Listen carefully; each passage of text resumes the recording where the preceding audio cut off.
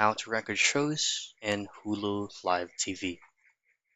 So if you go ahead and open up or pull up your Hulu account, you just have to make sure that you're currently on a premium account. But if you is currently on a bundle plans like $10.99 per month, both with ads, and then all three with ads for $29.99 per month, that's good for 12 months. You will still have an option to use this kind of feature in recording shows live. So just simply choose on your favorite shows, for example, Los Angeles Rams and New York Jets.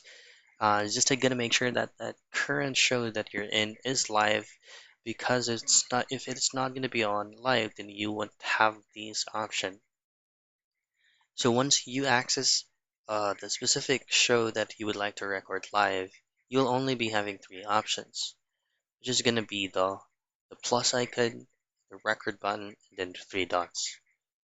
And just choose on record icon, and it will automatically be allocated to your library. And that's it. That's how you record shows on Hulu Live TV.